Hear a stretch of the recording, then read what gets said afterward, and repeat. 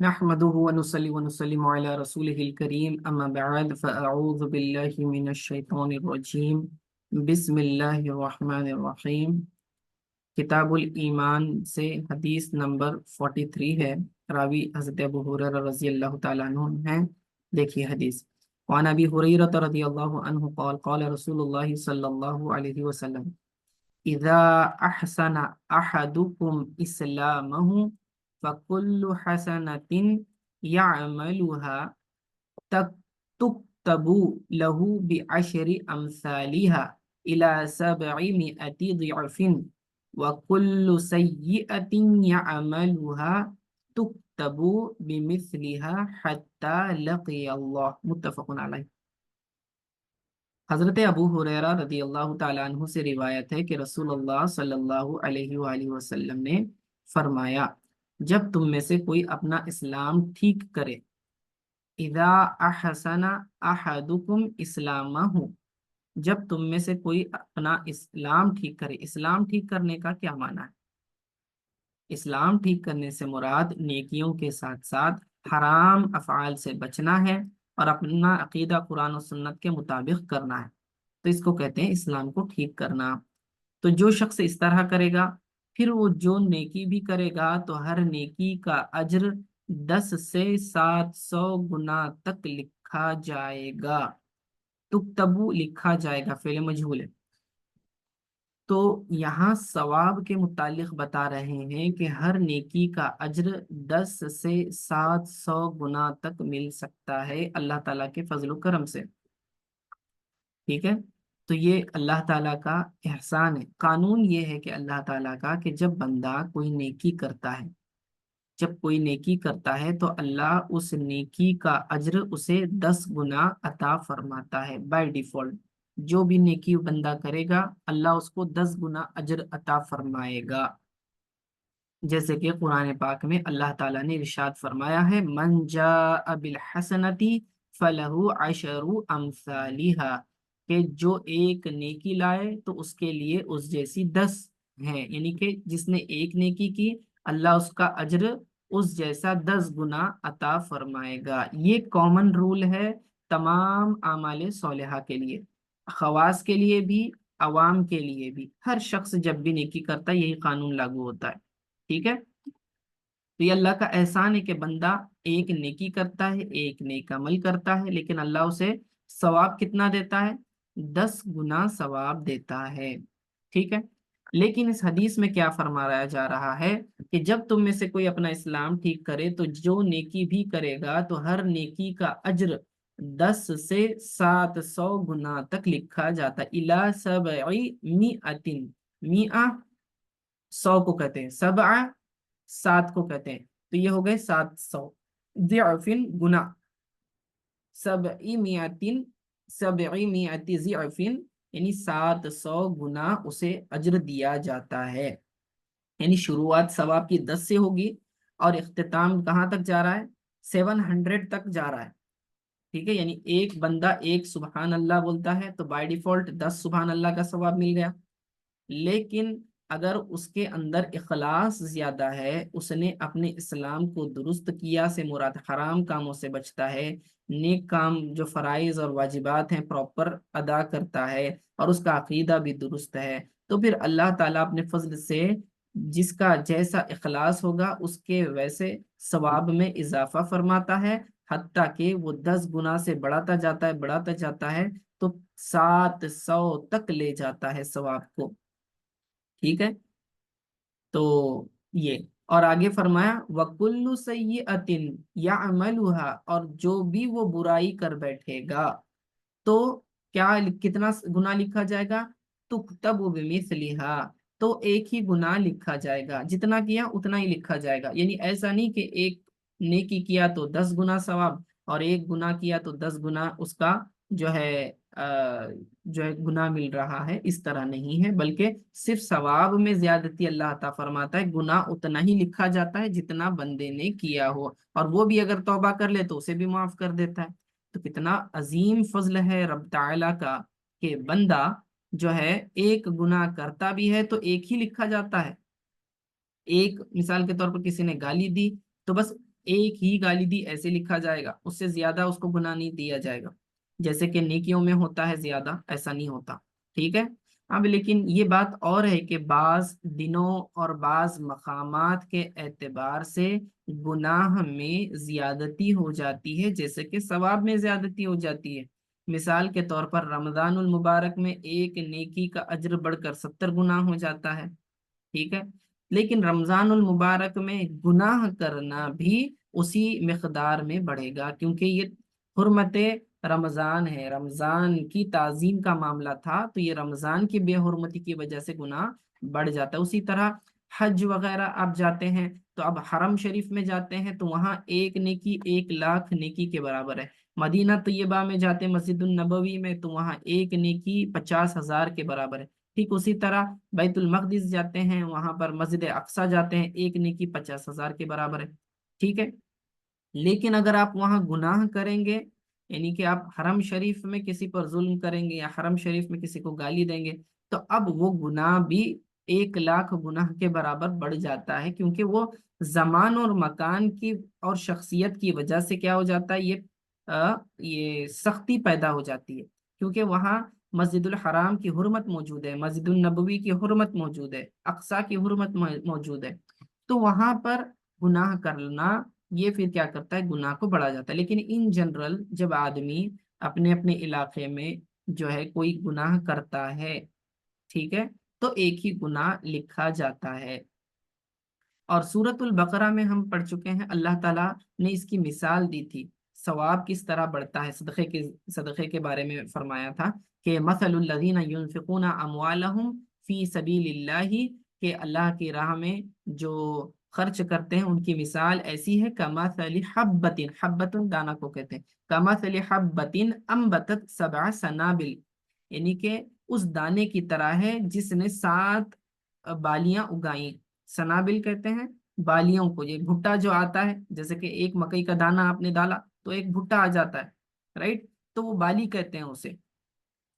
تو آپ نے ایک دانہ ڈالا تو کتنی 7 بالیاں اس میں سے لگی، اس پودے کے اوپر 7 بالیاں لگی، اور ہر بالی میں جو ہے 100 دانے، فی کل سنبلۃ مئۃ حبۃ، تو ہر بالی میں 7، تو کتنے ہو گئے 7 بالیاں، ہر بالی میں 100 دانے، تو کل کتنے ہو گئے 700 دانے۔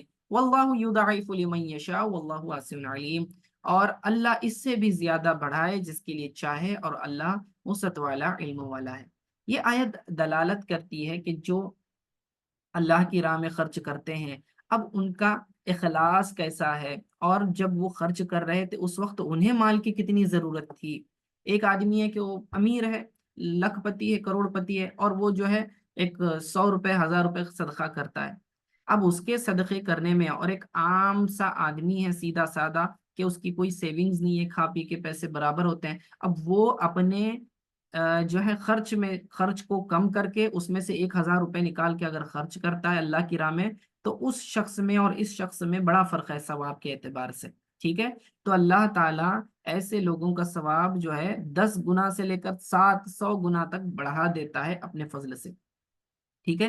لیکن 700 یہ میکسیمم لمٹ نہیں ہے، کیونکہ قرآن میں اللہ نے کیا فرمایا کہ واللہ یضاعف لمن یشاء، اور اللہ اس سے بھی زیادہ بڑھا دیتا ہے جس کے لیے وہ چاہے، یعنی کہ جس کا جتنا بڑا مرتبہ ہوگا، دین میں جتنی پختگی ہوگی، اللہ کی معرفت جتنی زیادہ ہوگی، اخلاص جتنا زیادہ ہوگا، اللہ تعالیٰ اس کی وجہ سے اس کا ثواب اتنا بڑھا دیتا ہے کہ ہم اس کی لمٹ کو ہی نہیں جانتے۔ یہ تو ایک سمجھانے کے لیے بتا دیا کہ 700 تک بھی دے سکتا ہے اللہ تعالیٰ، لیکن آگے قید نہیں لگائی، اللہ نے فرمایا واللہ یضاعف لمن یشاء، اور اللہ جو ہے اس سے بھی بڑھ کر عطا فرماتا ہے، اب کتنا دیتا ہے یہ نہیں فرمایا، ٹھیک ہے۔ تو ثواب کے ملنے کی کوئی حد نہیں ہے پھر، اسی لیے ہمیں چاہیے کہ بھلے ہی کوئی چھوٹا سا چھوٹا کام ہو، سیدھا سادہ کام ہو، اپنی نیت کو خالص پیور کر لیں، اور بڑے ہی خشوع و خضوع کے ساتھ، بغیر کسی دکھاوے ریاکاری سے، اچھے سے صرف اللہ کی رضا کے لیے کام کریں،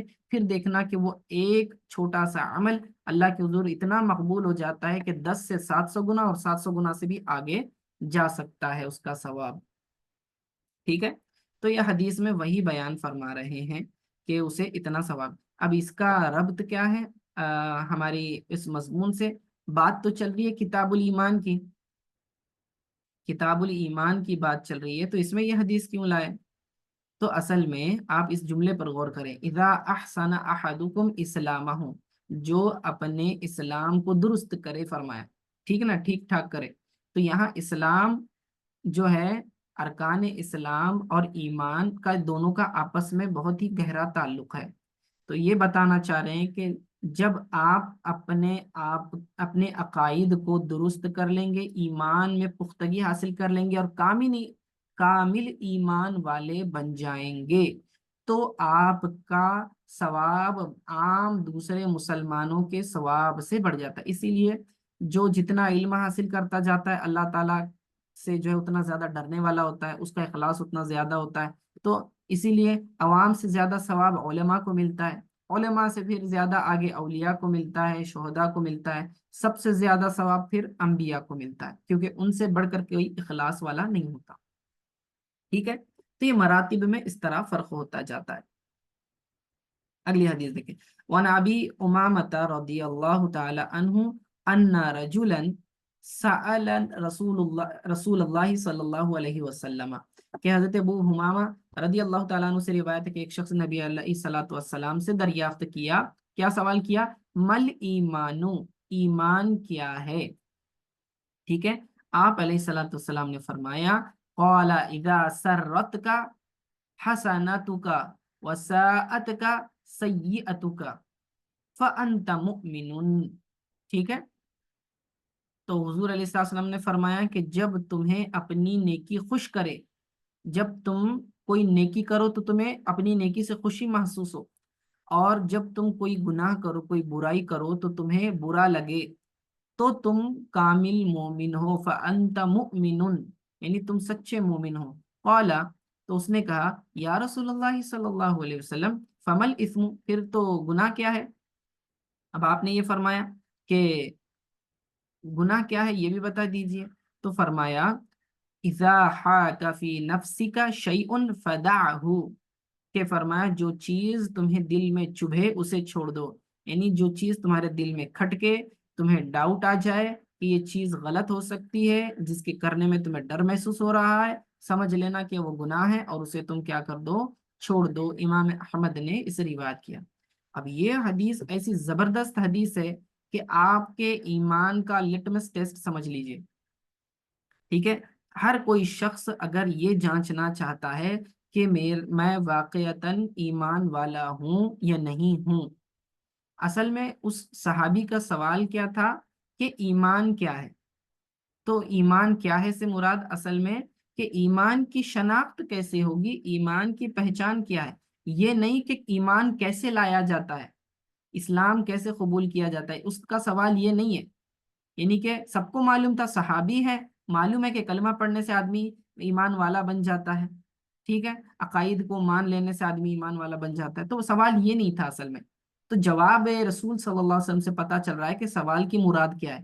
آقا علیہ الصلوۃ والسلام جو ہیں، جب سائل سوال کرنے کوئی آتا تو صرف اس کے سوال کو نہیں بلکہ اس کی مراد کو سمجھتے تھے، اس کے دل کے حال کو بھی سمجھتے تھے، اللہ نے اتنا علم عطا فرمایا تھا، اور سامنے والے کے شخص کے حال کے مطابق جواب دیا کرتے تھے۔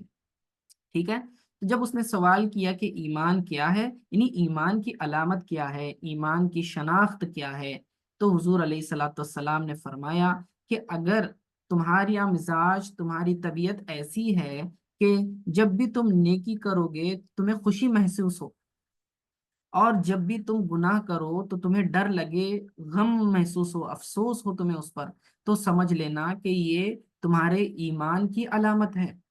اور یہ بہت زبردست بات ہے آج کے زمانے میں کہ لوگوں میں اچھائی اور برائی کی تمیز ختم ہو چکی ہے، نیکی اور گناہ کے کاموں کی پہچان ختم ہو چکی ہے، لوگ اچھے کاموں پر جو ہے ناراض ہوتے ہیں اور غلط کاموں پر خوش ہوتے ہیں۔ یہ خطرناک بات ہے، اور ایسے لوگوں کے پھر ایمان میں شک پیدا ہو جاتا ہے۔ کیوں؟ دیکھیے، رشوت خوری کر رہے ہیں لیکن سمجھتے ہیں حرام مال کو یہ تو میرا حق ہے، ظلم کر رہے ہیں اور جائیدادیں لوٹ رہے ہیں، دوسروں کا حق مار رہے ہیں، سمجھتے ہیں یہ تو ہمارا حق ہے، ٹھیک ہے، بے حیائی کے کام کرتے ہیں، ٹھیک ہے، گندی ناپاکی بے حیائی کے کام کرتے ہیں، لیکن یہ کہتے ہیں یہ تو ہماری فریڈم ہے، یہ تو ہماری آزادی ہے، شخصی آزادی، انڈیویجول فریڈم ہے ہمارا۔ گالیاں بکتے ہیں، لوگوں کو تانے دیتے ہیں، کچھ بھی بری بات کہتے ہیں، تو کہتے ہیں یہ تو ہماری فریڈم آف سپیچ ہے، ٹھیک ہے، یعنی ہمیں بات کرنے کی آزادی ہے، ہم جو چاہیں بولیں گے۔ ٹی وی وغیرہ میں برے برے چیزیں دیکھ رہے ہیں، لیکن احساس بھی نہیں ہو رہا کہ یہ گناہ کا کام ہے، کہہ رہے ہیں کہ ہم تو بس انٹرٹینمنٹ کے طور پر دیکھ رہے ہیں، ٹائم پاس چل رہا ہے ہمارا۔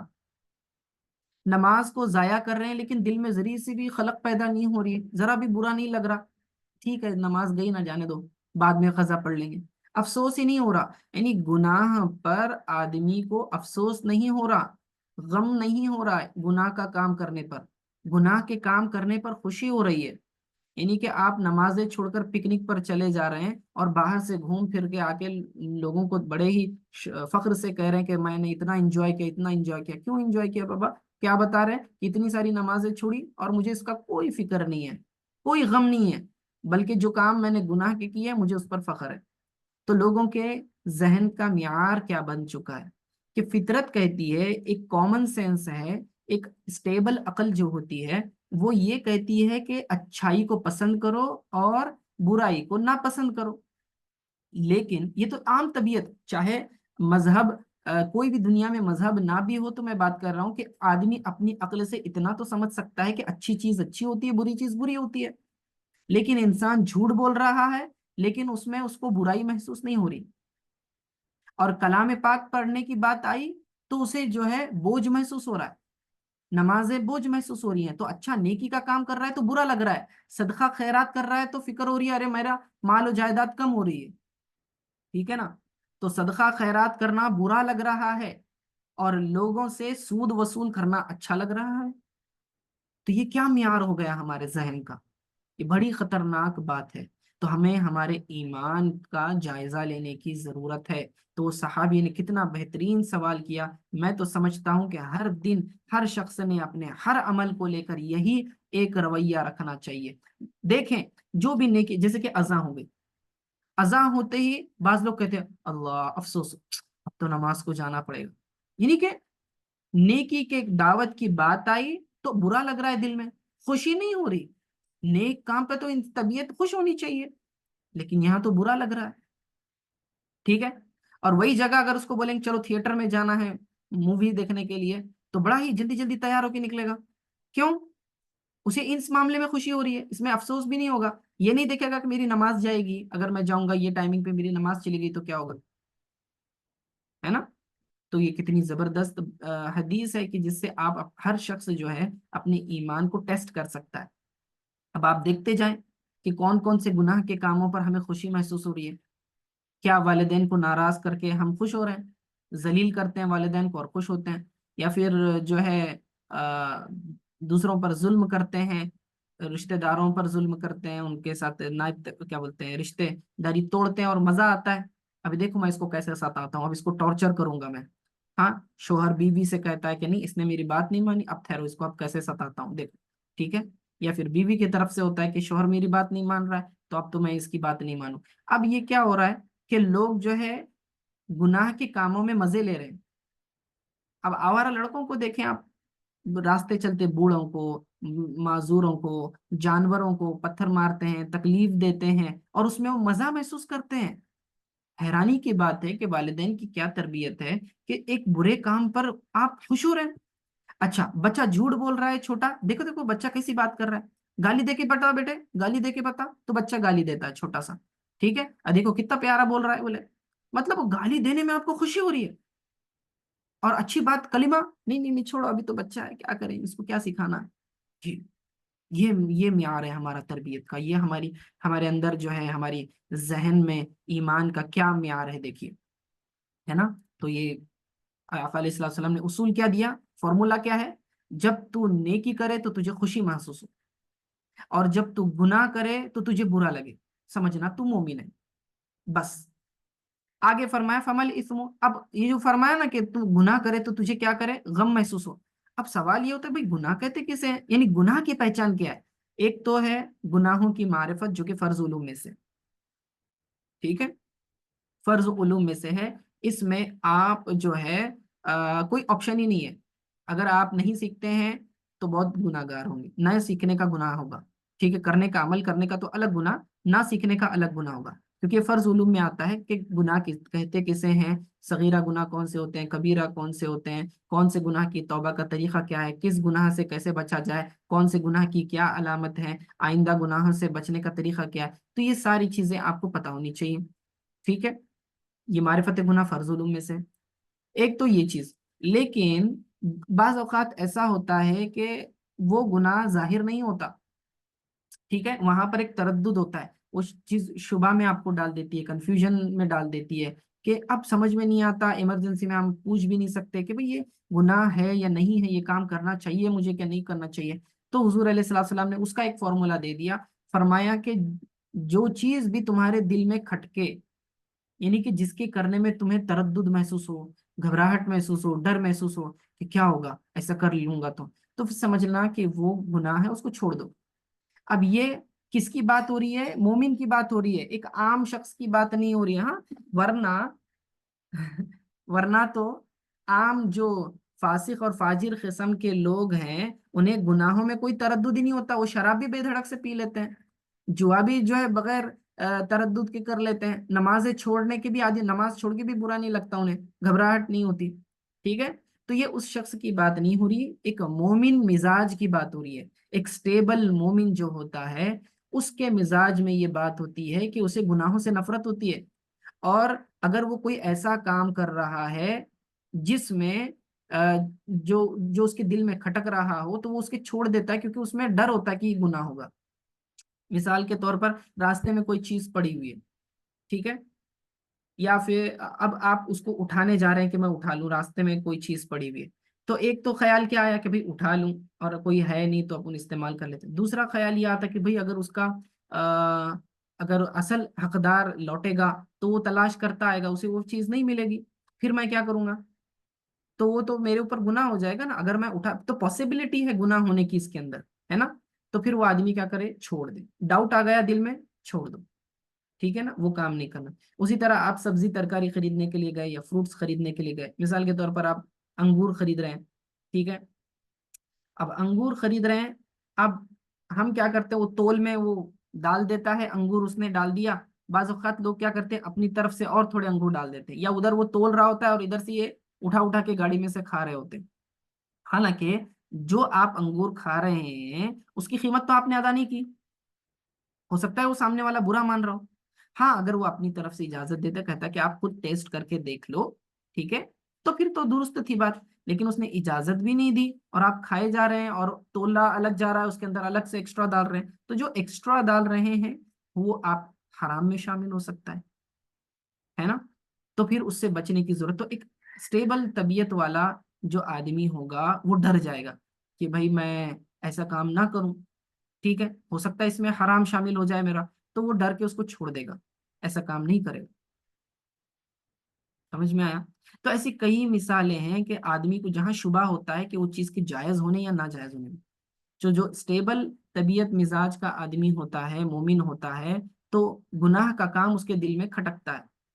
ٹھیک ہے، اب وہ کھٹکنا بعض اوقات جو ہے دنیاوی اعتبار سے لوگوں کے ڈر سے بھی ہوتا ہے، اور بعض اوقات جو ہے اللہ تعالیٰ کے ڈر سے. ہاں، ہونا تو اللہ کے ڈر سے ہی چھوڑنا چاہیے اصل میں، لیکن بعض لوگ جو ہے دنیاوی جو ہے لوگوں کے ڈر سے بھی چیز چھوڑ دیتے ہیں، کوئی برے کاموں کو چھوڑ دیتے ہیں. یعنی کہ اگر کوئی کام ایسا ہے، آپ نے ایسے دماغ میں سوچنا ہے، اگر کوئی کام ایسا ہے جس کے بارے میں لوگوں کو پتا چل گیا کہ میں نے یہ کیا، تو لوگ خوش ہوں گے یا ناراض ہوں گے؟ یعنی نیک لوگ خوش ہوں گے یا ناراض ہوں گے؟ تو اگر تو وہ ناراض ہونے والے تو سمجھنا کہ کام میں غلط کر رہا ہوں، ٹھیک ہے. اور اگر تو وہ ناراض نہیں ہوں گے تو سمجھنا وہ ٹھیک کام ہے، کیونکہ مومن جسے اچھا سمجھے وہ کام اللہ کے نزدیک بھی اچھا ہوتا ہے نا. تو یہ ایک فارمولا بھی دیا گیا، ٹھیک ہے. اور یاد رکھیں یہ شیطان کا بہت بڑا ہتھ کنڈا ہے، اور اس کا جو ہے جال ہے جسے لوگ سمجھتے نہیں ہیں. شیطان اپنے وسوسے میں کیسے پھانستا ہے، کیونکہ شیطان کو پتا ہے کہ بندہ جب گناہوں کی معرفت حاصل کرے گا تو توبہ کرے گا، توبہ کرے گا تو اللہ بخش دے گا. بخش دے گا تو پھر جنت میں جائے گا، تو اس کی سازش تو ناکام ہو جائے گی۔ تو شیطان کیا کرتا ہے، بندے کو یہ احساس ہی ہونے نہیں دیتا کہ یہ کام گناہ کا ہے، بلکہ اس کو مزین کر کے پیش کر دیتا ہے، بتاتے یہ کام تو بڑا اچھا ہے، اس کے اندر تو بڑی خوبی ہے، ٹھیک ہے، تو یہ بڑا اچھا کام ہے، اور یہ اچھا سمجھ کے پھر بندہ کرتا ہے۔ جیسے کہ سورہ انعام میں اللہ فرماتا ہے فلولا اذ جاءہم بأسنا تضرؤوا ولكن قست قلوبهم وزین لهم الشیطان ما كانوا يعملون، تو کیوں نہ ہوا کہ جب ان پر ہمارا عذاب آیا تو گڑ گڑاتے ہوتے، لیکن ان کے تو دل سخت ہو گئے تھے، ٹھیک ہے، اچھے برے کی تمیز ختم ہو چکی تھی، اور شیطان نے ان کے کام ان کی نگاہ میں بھلے کر کے بتا دیے تھے، یعنی مزین کر دیے تھے ان کے نظروں میں ان کے کام، تو ان کا کام جو گناہ کا وہ کام کر رہے ہیں تو وہ انہیں برا نہیں لگ رہا، وہ اچھا ہی سمجھ کے کر رہے ہیں۔ جب گناہ کے کام کو اچھا سمجھ کے کریں گے تو توبہ نہیں کریں گے، توبہ نہیں کریں گے تو جہنم میں جائیں گے۔ یہ صحیح شیطان کی بہت بڑی سازش ہے، اس لیے انسان کو گناہوں کی معرفت حاصل ہونا بہت ضروری ہے، گناہ کی معرفت حاصل کریں، جب گناہ کی معرفت حاصل ہو جائے گی تو آپ انسان توبہ کی طرف جائے گا، اور پھر جو ہے گناہوں سے بچ بھی سکے گا۔ تو یہ بہت ہی زبردست احادیث ہیں، اس حدیث کو تو بہت یاد رکھنے کی ضرورت ہے، اور یہ فارمولے کو جو ہے اپنے ذہن میں بٹھانے کی ضرورت ہے، ٹھیک ہے۔ چلیے آج کے لیے اتنا کافی، وصلی اللہ تعالی علی خیر خلقہ محمد وآلہ وصحبہ اجمعین برحمتک یا ارحم الراحمین۔